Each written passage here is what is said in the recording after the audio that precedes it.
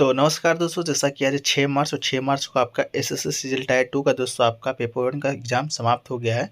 तो पेपर 1 में पूछे गए जीके जीएस प्लस कंप्यूटर के प्रश्न में से अधिकतम रेट प्रश्न मिल गए, उन सभी प्रश्न को देखेंगे विथ एक्स्ट्रा फैक्ट के साथ। ठीक है, चलिए वीडियो को शुरू करते हैं बिना किसी देरी के।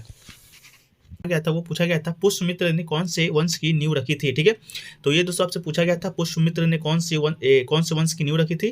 तो दोस्तों आपको बता दें शुंग वंश की स्थापना है पुष्यमित्र शुंग ने किया था। शुंग आपके क्वेश्चन में सम्मिलित नहीं था, क्योंकि शुंग अगर रहता तो आपको पता ही चल जाता कि शुंग वंश की स्थापना किया था।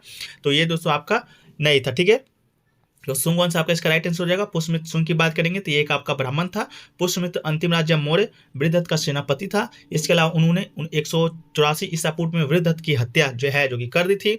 इसके अलावा पुष्यमित्र ने कई अशोक स्तूपों और शिलालेखों को नष्ट कर दिया था और अग्निमित्र पुष्यमित्र का पुत्र था। ठीक है, इसके अलावा भागभद्र अग्निपुत्र का पुत्र था, जो कि देववती भागभद्र का पुत्र था। ठीक है, तो इसका राइट आंसर दोस्तों आपका शुंग वंश हो जाएगा। तो आप लोग सही कर लीजिएगा। ठीक है, चलिए अगला क्वेश्चन की ओर बढ़ते हैं दोस्तों। अगला क्वेश्चन देखिए पूछा गया था 1915 में कांग्रेस का अध्यक्ष कौन था। ठीक है, तो चीफ पूछा गया था कांग्रेस का अधिवेशन हुआ था 1915 में, उस समय का कांग्रेस का अध्यक्ष कौन था। तो इसका राइट आंसर दोस्तों आपका सर एसपी सिन्हा हो जाएगा। ठीक है, जो कि आपका अधिवेशन जो कि मुंबई में हुआ था, तो किसने किया था, तो सर एसपी सिन्हा किया था 1915 के कांग्रेस अध्यक्ष का। लेकिन कुछ और आपके अधिवेशन जो कि आपके एग्जाम पॉइंट ऑफ व्यू से इंपॉर्टेंट है, जो कि दोस्तों आपका पहला ही है, जो कि आपका 1885 में हुआ था, ये भी आपका मुंबई में हुआ था। उसके जो अध्यक्षता है आपके व्योम चंद बनर्जी ने किया था। इसके अलावा 1886 की बात करेंगे तो कलकत्ता में हुआ था और दादा भाई नौरोजी ने इसका अध्यक्षता किया था। इसके अलावा 1888 का कांग्रेस अधिवेशन जो कि इलाहाबाद में हुआ था, जॉर्ज यूले ने किया था और प्रथम कांग्रेस अध्यक्ष था। इस कारण ये भी आपका इंपॉर्टेंट हो जाता है। इसके अलावा 1916 की बात करेंगे दोस्तों, तो 1916 का लखनऊ अधिवेशन आपका लखनऊ में हुआ था। इसके अलावा इसके जो अध्यक्षता है आरसी मजूमदार ने किया था और कांग्रेस का मुस्लिम लीग के साथ मिलना कांग्रेस में भारत गरम दल का विलय आपके इसी अधिवेशन में हुआ था। इसके अलावा अनुच्छेद अधिवेशन 1917 की बात करेंगे तो आपका कलकत्ता में हुआ था। श्री एनिवेशन के द्वारा अध्यक्षता किया गया था, प्रथम महिला अध्यक्ष थी। इस कारण ये भी इंपॉर्टेंट है। इसके अलावा दोस्तों आपसे बता दें 1923 का जो आपका कांग्रेस अधिवेशन हुआ था, जो कि आपका दिल्ली में हुआ था। अबुल कलाम आजाद इसके अध्यक्ष थे और सबसे कम उम्र के अध्यक्ष थे। तो ये भी आपका इंपॉर्टेंट है। 1925 की बात करेंगे तो कांग्रेस कानपुर में हुआ था। सरोजिनी नायडू ने अध्यक्षता किया था, प्रथम भारतीय महिला अध्यक्ष थी। तो इस कारण भी ये आपका इंपॉर्टेंट हो जाता है। ठीक है, तो चलिए अगला क्वेश्चन की ओर बढ़ते हैं। अगला क्वेश्चन देखिए पूछा गया था आपका कि जो रीट है वो आपका कितने प्रकार का होता है। ठीक है, पूछा गया था दोस्तों आपका क्या पूछा गया था कि रीट है जो कि कितने प्रकार का होता है। तो दोस्तों आपको बता दें रीट की बात करेंगे तो रीट दोस्तों आपका रीट आपके 5 प्रकार का होता है। ठीक है, रीट 5 प्रकार का होता है आपके। तो कौन कौन सा है? पहला तो आपका बंदी प्रत्यक्षीकरण है, जिसके हैवियस कॉर्पस के नाम से जाना जाता है। दूसरा आपका परमादेश है, जो कि मैंडमस के नाम से जाना जाता है। तीसरा आपका निषेध है, जो कि प्रोहिबिशन के नाम से जाना जाता है। इसके अलावा स्टैट्यूटरी है। इसके अलावा क्यू वारंटो है। तो ये 5 प्रकार के जो रीट होते हैं आपके हमारे भारतीय संविधान में वर्णित है। इसके बाद बात करें रीत का, तो जब भी किसी व्यक्ति को मौलिक अधिकार का उल्लंघन होता है, व्यक्ति को मौलिक अधिकार के परिवर्तन के लिए उपयुक्त कार्रवाई के द्वारा सुप्रीम कोर्ट या हाईकोर्ट जाने का अधिकार होता है। भारतीय संविधान के अनुच्छेद 32 और 226 ठीक है के तहत भारत में सुप्रीम कोर्ट या हाईकोर्ट को क्रमशः मौलिक अधिकार को लागू करने के लिए रीट जारी करने का अधिकार देता है। ठीक है, तो ये पूछा गया था अनुच्छेद 32 और अनुच्छेद 226 के तहत हमारे भारतीय संविधान में कितने रीट हैं। तो आपके 5 प्रकार के हो जाएंगे। सुप्रीम कोर्ट तो आपका अनुच्छेद 32 के तहत जा सकते हैं। इसके अलावा हाईकोर्ट की बात करें तो 226 के तहत रीट जारी करता है। ठीक है, चलिए अगला क्वेश्चन की ओर बढ़ते हैं। अगला क्वेश्चन देखिए पूछा गया था कैग के बारे में कि कैग है जो कि किस अनुच्छेद से संबंधित है। तो इसका राइट आंसर आपका अनुच्छेद 148 हो जाएगा। ये पूछा गया था आपका कि 148 जो अनुच्छेद किससे संबंधित है। तो भारत के नियंत्रक महालेखा परीक्षक से हो जाएगा। भारत के एक नियंत्रक महालेखा परीक्षक होगा, जिसका राष्ट्रपति अपने हस्ताक्षर और मुद्रा सहित अधिपत्र के द्वारा नियुक्त करेगा और उसके पद से केवल उस रीति से और उन्हीं के आधारों पर हटाया जाएगा जिस रीति से जिन पर आधारों पर उच्चतम न्यायालय के न्यायाधीश को हटाया जाता है। ठीक है, इसके अलावा कैग से दोस्तों आपका एक और प्रश्न पूछा देखने को मिला था कि कैग है जो कि कौन सा अकाउंट आपका मैनेज करता है। तो कैग भारत के नियंत्रक एवं महालेखा परीक्षक, जिसे कि अंग्रेजी में controller and auditor general of India संक्षिप्त में कैग कहते हैं, भारत संविधान के अध्याय 5 के द्वारा स्थापित एक प्राधिकारी है जो कि भारत सरकार तथा सभी प्रादेशिक सरकारों के सभी तरह के लेखों का अंकेक्षण करता है। वो सरकार के स्वामित्व वाली कंपनियों का भी अंकेक्षण करता है। ठीक है, तो इसका ऑप्शन भी आपको क्या दिया गया था, आप लोग कमेंट सेक्शन में जरूर बता दीजिएगा। ठीक है, एक क्वेश्चन देखिए पूछा गया था आपका कि अलाउद्दीन के दरबार में व्यापारियों को हिसाब रखने वाले को क्या कहते थे। ठीक है, तो अलाउद्दीन के दरबार में व्यापारी को जो हिसाब रखने वाले या बाजार का जो प्रमुख था आपका सहना ए मंडी होता था। तो इसका राइट आंसर दोस्तों आपका सहना ए मंडी हो जाएगा। ठीक है, सहना ए मंडी की बात करेंगे तो अलाउद्दीन खिलजी के द्वारा स्थापित बाजार व्यवस्था का अंतर्गत सहना बाजार का प्रमुख होता, तीनों बाजार का प्रमुख सहना मंडी होता। इसका कार्य सौदागरों का रजिस्टर रखना, दुकानदारों और कीमतों पर नियंत्रण तथा कुछ न्यायिक कार्य करना था। ठीक है, इसके अलावा भी अलाउद्दीन के द्वारा कुछ पदाधिकारी को नियुक्त किया गया था, जिसका पहला आपका मुनहियन है, जो कि आपका एक जासूस होता था। इसे मुनही भी कहते थे और ये घरों में प्रवेश कर गौण अपराधों को रोक सकता था। इसके अलावा एक मुहतसिब था, ये दोस्तों आपका जन साधारण के आचार का रक्षक और देखभाल करने वाला अधिकारी था। यह भी बाजारों पर नियंत्रण करता था और नाप तोल का निरीक्षण करता था। इसके अलावा दूसरा आपका दीवान रियासत था, जो कि आपका वाणिज्य मंत्री होता था, जो कि बाजार व्यवस्था का सर्वोच्च अधिकारी होता। इसके अलावा अलाउद्दीन ने इस नवीन पद का सृजन किया था और इसका कार्य व्यापारी वर्ग पर नियंत्रण रखना और आर्थिक नियमों को लागू करवाना था। ठीक है, तो ये क्वेश्चन आपसे पूछा गया था सहना ए मंडी से एक क्वेश्चन देखिए दोस्तों आपसे पूछा गया था आपका कि जो सवाल में 1935 में प्रजनन की खोज किसने किया था। Who discovered the reproduction in algae in 1935। ये दोस्तों आपका एफी फ्रिचर इसका राइट आंसर हो जाएगा। इनका जो बुक था आपका the structure and reproduction of algae, procedure system to classification of algae. ठीक है, तो ये आपका 1935 में आपका ये खोज है जो कि किया था। इसके अलावा एक क्वेश्चन देखिए, नीट 3.0 है जो किस मंत्रालय ने लॉन्च किया था। ये प्रश्न आपका जीके जीएस का था या नहीं था ये तो कंफर्म नहीं बता सकते, लेकिन आपका ये था। तो नीट 3.0 की बात करेंगे तो ये आपका केंद्रीय शिक्षा मंत्री धर्मेंद्र प्रधान ने प्रौद्योगिकी के राष्ट्रीय रक्षक गठबंधन NET 3.0 और अखिल भारतीय तकनीकी शिक्षा परिषद SITI के द्वारा निर्धारित क्षेत्रीय भाषा की पाठ्य पुस्तक को लॉन्च किया। नीट 3.0 का जो उद्देश्य था छात्रों को एक ही मंच पर सर्वोत्तम विकसित एड टेक समाधान और पाठ्यक्रम प्रदान करना था। इसके अलावा एक क्वेश्चन पूछा गया था लाफिंग गैस से रिलेटेड। तो लाफिंग गैस की बात करेंगे तो नाइट्रस ऑक्साइड, जिसे कि हमें हास्य गैस या NOx कहा जाता है, ये एक रासायनिक अकार्बनिक यौगिक है जिसका रासायनिक सूत्र N2O होता है। सामान्य ताप पर रंगीन और अज्वलनशील गैर एक गंध और हल्के मीठे स्वाद लिए होती है। इसका प्रयोग शल्यक्रिया और दंत चिकित्सा में इसकी एंथीसिया और एल्जिक प्रभाव के कारण होता है। तो Na2 इसका राइट आंसर था। एक क्वेश्चन देखिए, हाइड्रोजन की प्रॉपर्टी के बारे में पूछा गया था कि कौन कौन से ग्रुप में मैच होता है। तो इसका राइट आंसर आपका समूह 1 और समूह 17 यानी कि ग्रुप 1 और ग्रुप 17 इसका आपका राइट आंसर था। हाइड्रोजन को ग्रुप 1 और ग्रुप 17 दोनों में रखा जा सकता है। इसका कारण यह है कि अपने कुछ गुणों में क्षार धातुओं से मिलता जुलता है, जैसा कि आसानी से धनायन बना सकता है, इसलिए इस आवर्तसानी समूह में 1 में रखा जाता है। और यह आवर्तसानी समूह 1 में भी हेलोजन के समान है। इसके गुणों की तरह ये H2 बनाता है, जो कि हेलोजन का वास्तविक गुण है। ठीक है, एक क्वेश्चन के पूछा गया था बेरोजगारों को संगठित करने के लिए श्रम मंत्रालय ने कौन सा योजना चलाया था या कौन सा पोर्टल है जो कि लॉन्च किया था। तो केंद्र सरकार ने असंगठित क्षेत्रों के ग्रामीण श्रमिकों का डाटाबेस तैयार करने के लिए इस श्रम पोर्टल की शुरुआत किया था। तो इस श्रम पोर्टल इसका राइट आंसर हो जाएगा। आधिकारिक जानकारी के मुताबिक 26 अगस्त 2021 को इस श्रम पोर्टल जो कि लॉन्च किया गया था। सरकार की इस पहल से देश के सभी असंगठित कामगार तथा सामाजिक सुरक्षा योजनाओं का लाभ पहुंच सकेगा। ठीक है, तो इसका राइट आंसर इस श्रम पोर्टल आपका इसका राइट आंसर हो जाएगा। ठीक है,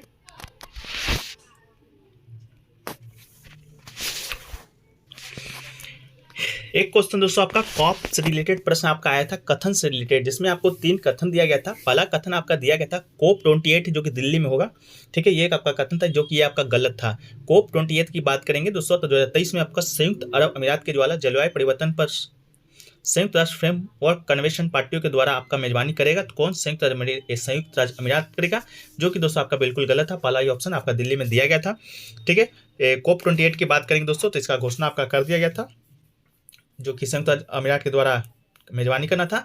इसके अलावा 2022 का जो कोप 27 हुआ था वो आपका मिस्र किया था। ठीक है, मिस्र किया था। इसके अलावा दूसरा जो आपका कथन था कि फर्स्ट जो कोप है आपका 1995 में हुआ था। ठीक है, तो फर्स्ट कोप दोस्तों आपको बता दें यानी कि कोप 1 वो दोस्तों आपका 28 मार्च से 7 अप्रैल 1995 में ही हुआ था। ठीक है, तो 1995 में हुआ था, ये बिल्कुल आपका राइट आंसर है, ये राइट कथन है। इसके अलावा एक कथन था आपका फर्स्ट कोप है जो कि पेरिस में हुआ था। ठीक है, तो ये कथन दोस्तों आपका गलत है। जो फर्स्ट कोप था वो आपका पेरिस में नहीं, वो आपका जर्मनी के बर्लिन में किया गया था। ठीक है, कहाँ गया था, जर्मनी के बर्लिन में किया गया था। तो ये दोस्तों आपका कथन सही है। तो 3 कथन हमें प्राप्त हुए हैं, जिनमें से आपका एक कथन जो आपका था फर्स्ट कोप 1995 में हुआ है, वो दोस्तों आपका बिल्कुल राइट आंसर था। ठीक है, तो वो आपका 95 में नहीं हुआ था, बल्कि 95 में ही हुआ था, लेकिन आपका बर्लिन में हुआ था। ठीक है, तो ये क्वेश्चन आपसे शायद पूछा गया था।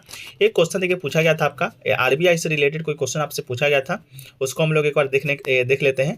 देखिए आरबीआई से रिलेटेड क्या, आरबीआई एनएफसी इन्फोर्समेंट डे का कोई डेट पूछा गया था। तो आपको बता दें the Reserve Bank had issued scale based regulation SBI revised regulator framework of NBFCs the framework on October 22 October 2021 को दोस्तों आपका ये लॉन्च किया था। ठीक है, तो आपका देखिए 22 अक्टूबर 2021 था, तो आपका इसका राइट आंसर आपका हो जाएगा। एक क्वेश्चन देखिए पूछा गया दोस्तों आपका आईसीआर इंस्टीट्यूट में द फॉलोइंग हेडक्वार्टर दिया गया था, जैसे कि राइस का हेडक्वार्टर कहाँ है, कोटन का कहाँ है, इस प्रकार करके आपको दिया गया था। तो देखिए central institute of cotton research centre आपको बता दें हेडक्वार्टर इसका आपका महाराष्ट्र में है। आप देखिए कुछ हेडक्वार्टर के नाम ले लेते हैं हम लोग, जो आपको ऑप्शन में दिया गया था उसके अनुसार आप लोग मिला लीजिएगा, पूरा आंसर तो हमको मालूम नहीं चल पाया है। तो एक कोटन था जो कि इसका आपका हेडक्वार्टर महाराष्ट्र में हो जाएगा।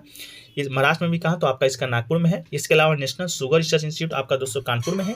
इसके अलावा national institute of pulse research दोस्तों आपका कानपुर में है।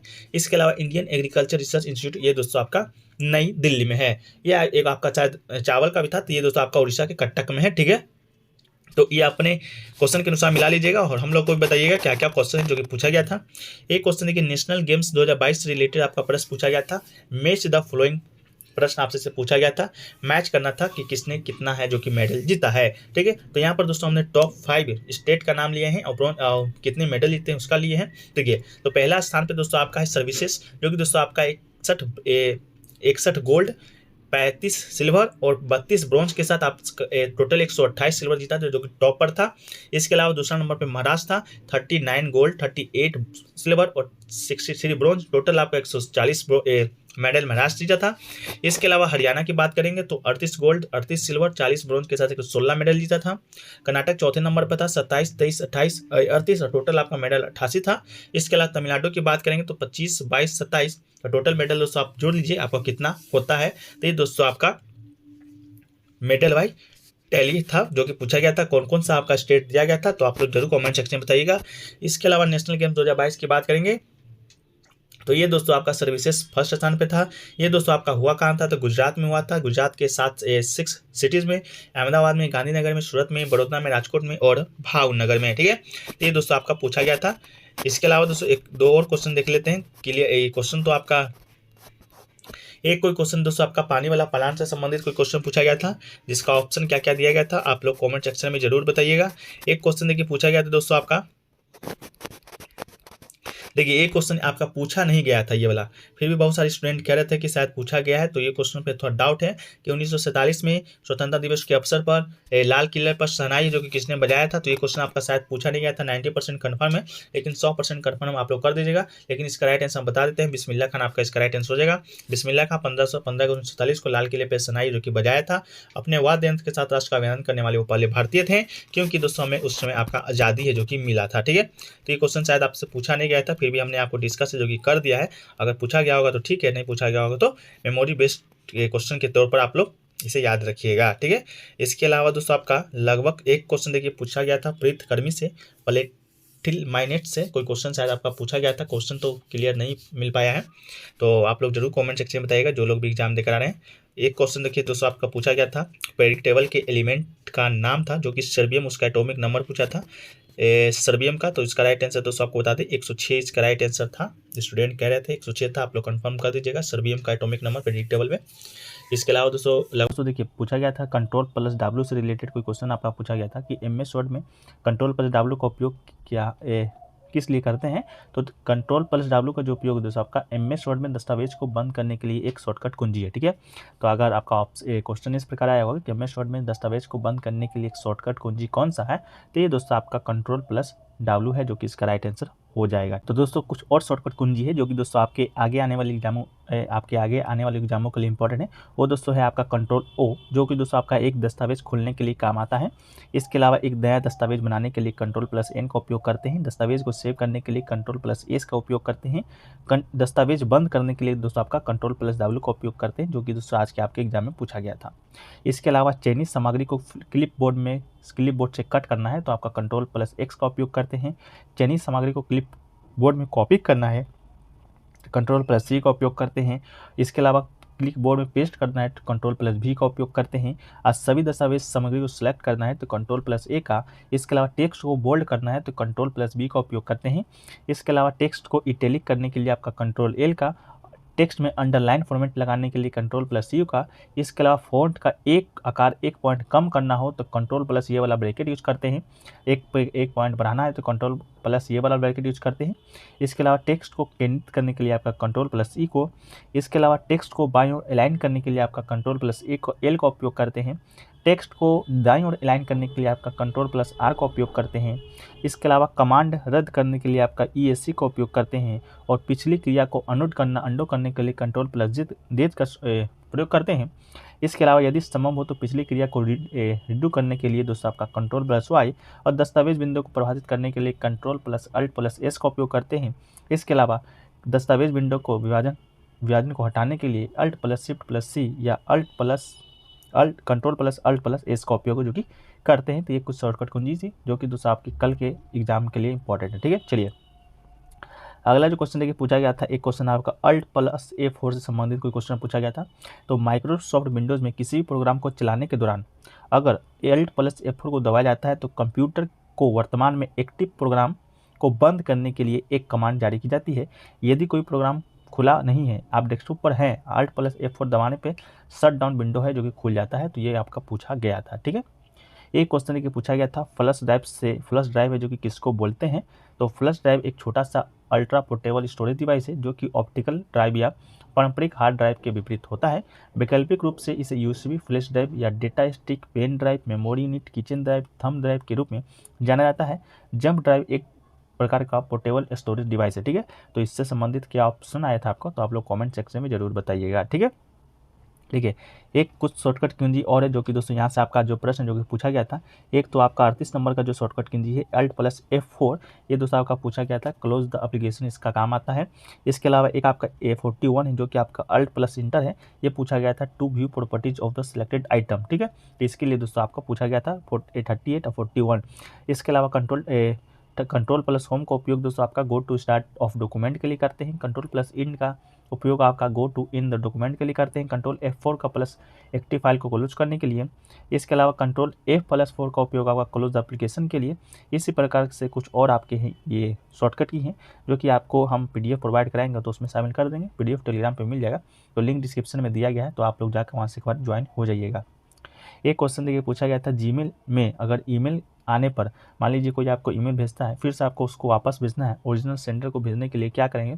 ऑप्शन में आपका रिप्लाई और रिप्लाई ऑल दोनों दिया गया था। तो रिप्लाई करेंगे, नॉर्मली सी बात है, किसी का अगर जीमेल आता है तो उसको वापस सेंड करना है तो रिप्लाई करेंगे। ठीक है, तो इसका राइट आंसर दोस्तों आपका रिप्लाई हो जाएगा। ठीक है, एक क्वेश्चन देखिए पूछा गया था CPU से संबंधित आपका पूछा गया था, उसको कथन है जो कि छाटना था CPU से संबंधित। तो CPU के बारे में हम लोग जान जाते हैं, उस प्रकार से आपका जो कथन है उस प्रकार आप छाट लीजिएगा।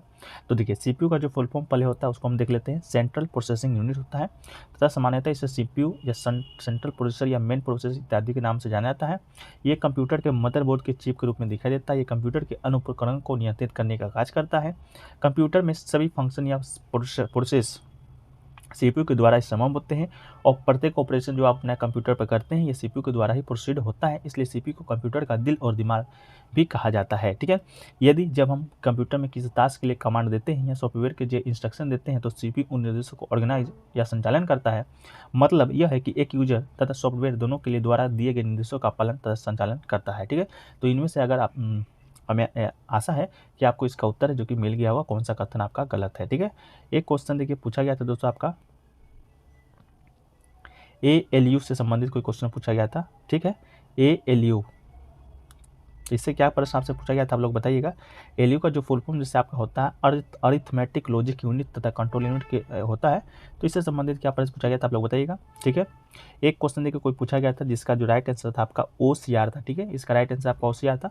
तो OCR के बारे में हम देख लेते हैं। ऑप्टिकल कैरेक्टर रिकॉग्नाइजेशन होता है हस्तलिखित टाइप किए हुए प्रिंट किए गए पाठ्य टेक्स्ट की छवि को कंप्यूटर के द्वारा पढ़े जाने योग्य टेक्स्ट रूप में परिवर्तन OCR या प्रकाश द्वारा वर्णों की पहचान OCR यानी कि ऑप्टिकल कैरेक्टर रिकॉग्निशन है जो कि कहलाता है। तो आप लोग इसका राइट आंसर कर लीजिएगा। एक क्वेश्चन देखिए पूछा गया था फिल्टर नेटवर्किंग डिवाइस से रिलेटेड कोई क्वेश्चन पूछा गया था। तो इसका ये फिल्टर नेटवर्किंग डिवाइस के लिए दोस्तों हम लोग राउटर का है जो कि उपयोग करते हैं, तो इसका राइट आंसर राउटर हो सकता है। यह उपकरण को जोड़ सकता है समान प्रोटोकॉल और संरचना को लागू करने के लिए विभिन्न नेटवर्क पर रूटिंग सुविधाएं प्रदान करता है, डेटा पैकेट के दायरे को सीमित करके सुरक्षा में सुधार करता है, इसमें फिल्टर करने की क्षमता होती है। ठीक है, एक आपका वायरस का पुनरूप पूछा गया था, वायरस का फुल फॉर्म पूछा गया था। तो vital information resources under seize, ये दोस्तों आपका वायरस का फुल फॉर्म होता है। इसके अलावा कंप्यूटर वायरस एक कंप्यूटर प्रोग्राम या कोड का एक टुकड़ा है जो आपकी जानकारी के बिना आपके कंप्यूटर पर लोड होता है और आपकी सहमति के विरुद्ध जो कि चलता है। इसके अलावा वायरस में स्वयं को दोहराने और स्वयं को कंप्यूटर से दूसरे कंप्यूटर में फैलाने का है जो कि गुण होता है। ठीक है, तो वायरस का फुल फॉर्म अगर पूछा होगा तो vital information resource under seize इसका राइट आंसर हो जाएगा। ठीक है, एक क्वेश्चन देखिए पूछा गया था कि स्ट्रोक लॉगिंग से संबंधित कोई शायद आपसे प्रश्न पूछा गया था। तो आपको एक keylogger is the very type of malicious software that record every keystroke you make on computer. ठीक है, इसके अलावा keyloggers are the type of spyware malware design by spy on victims because they can capture everything you type. Keyloggers are one of the most insidious form of malware. ठीक है, तो इससे संबंधित क्या प्रश्न पूछा गया था आप लोग बताइएगा। एक क्वेश्चन देखिए पूछा गया था एक्सेल में नई वर्कबुक खोलने का शॉर्टकट की क्या होगा, इस प्रकार का कोई क्वेश्चन पूछा गया था। तो एक्सेल में अगर नई वर्कबुक खोलना है तो इसका हम लोग Ctrl+N का उपयोग करते हैं, तो इसका राइट आंसर आपका Ctrl+N to create a new workbook इसका राइट आंसर हो जाएगा। इसके अलावा Ctrl+O का उपयोग हम लोग to open an existing workbook के लिए Ctrl+O का उपयोग करते हैं। इसके अलावा Ctrl+S का उपयोग हम लोग to save a workbook spreadsheet save करने के लिए Ctrl+A का। Ctrl+W का उपयोग दोस्तों हम लोग करते हैं करंट वर्कबुक को क्लोज करने के लिए। Ctrl+F4 का उपयोग क्लोज एक्सेल को करने के लिए। इसके अलावा to move the next sheet करने के लिए Ctrl+पेज डाउन का हम लोग उपयोग करते हैं। इसके अलावा Ctrl+पेज अप का उपयोग हम लोग to move the previous sheet के लिए करते हैं। इसके अलावा Ctrl+A का उपयोग हम लोग to go to the data tab के लिए दोस्तों हम लोग करते हैं। ठीक है, एक क्वेश्चन देखिए पूछा गया था बफर मेमोरी है जो कि क्या होता है। तो बफर मेमोरी दोस्तों आपको बता दें कंप्यूटर विज्ञान में डेटा बफर या डाटा बफर या सिर्फ बफर भौतिक मेमोरी का एक क्षेत्र है जिसका उपयोग हम लोग अस्थायी रूप से डेटा को स्टोर करने के लिए उस समय किया जाता है जब डेटा एक स्थान से दूसरे स्थान पर ले जाया जा रहा हो। ठीक है, तो बफर मेमोरी से संबंधित प्रश्न आप लोग कमेंट सेक्शन में बताइएगा जो लोग एग्जाम देकर आ रहे हैं। एक क्वेश्चन दोस्तों आपको ऊपर बताए थे ALU के बारे में था। तो ALU का पूरा नाम दोस्तों अरिथमेटिक लॉजिक यूनिट होता है, अर्थात गणितीय एवं तार्किक इकाई होता है। ALU CPU का वो महत्वपूर्ण भाग है, यह कंपोनेंट है जाके प्रोसेसिंग के दौरान निर्देशों का वास्तविक क्रियान्वयन होता है। इसका प्रयोग हम लोग अंक गणितीय एवं तार्किक गणना के लिए किया जाता है।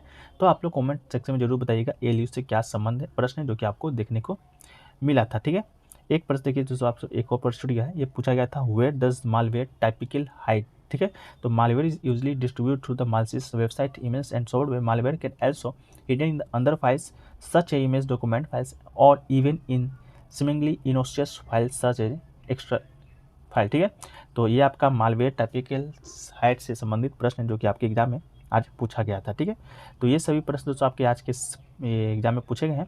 इसके अलावा कुछ और टॉपिक है जैसे कि आपका मैग्नेटिक रीडर कौन कौन है, ये आपका प्रश्न पूछा गया था, इसका ऑप्शन नहीं मिल पाया है, लैंग्वेज भी प्रश्न का क्लियर नहीं है।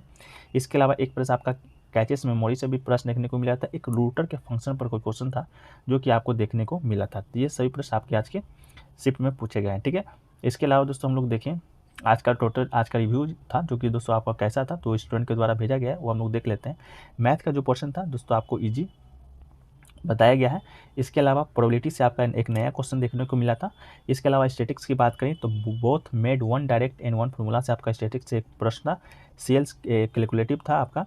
इसके अलावा पिरामिड से दोस्तों आपका क्वेश्चन जो आया था वो आपका बहुत अच्छा लेवल का आया था। इसके अलावा रीजनिंग की बात करेंगे तो रीजनिंग का जो पोर्शन था आपका इजी टू मॉडरेट था।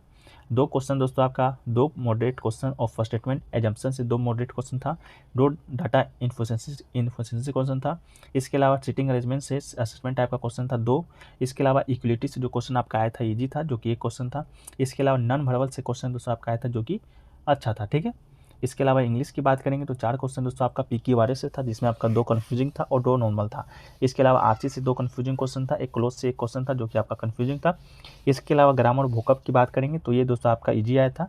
ठीक है, ये ग्रामर वोकैब आपका ईजी आया था जो कि आपका प्रीवियस क्वेश्चन पर ही आधारित था। ठीक है, इसके अलावा जीके की बात करेंगे तो जीके का जो लेवल है आपका मॉडरेट बताया गया है, नॉट टफ बताया गया है। ठीक है, इसके अलावा जीके की बात करेंगे तो स्टेटमेंट से रिलेटेड क्वेश्चन था, आपको मैच ऑफ द फ्लोइंग से रिलेटेड क्वेश्चन था। करंट अफेयर्स की बात करेंगे तो अगस्त 2021 से जनवरी 2022 तक का करंट अफेयर्स को टच किया गया था। इसके अलावा डांस से कोई क्वेश्चन आपका नहीं देखने को मिला था, म्यूजिक से भी कोई क्वेश्चन नहीं था, फेस्टिवल से भी नहीं था, अपॉइंटमेंट से भी नहीं था और इंडेक्स से भी कोई क्वेश्चन आपको देखने को नहीं मिला था। इसके अलावा एक क्वेश्चन दोस्तों आपका स्पोर्ट्स से देखने को मिला था, एक क्वेश्चन आपका आर्टिकल से देखने को मिला था। इसके अलावा एक क्वेश्चन आपका सेंसस से था, एक प्रेडिक्टेबल से था, एक आपका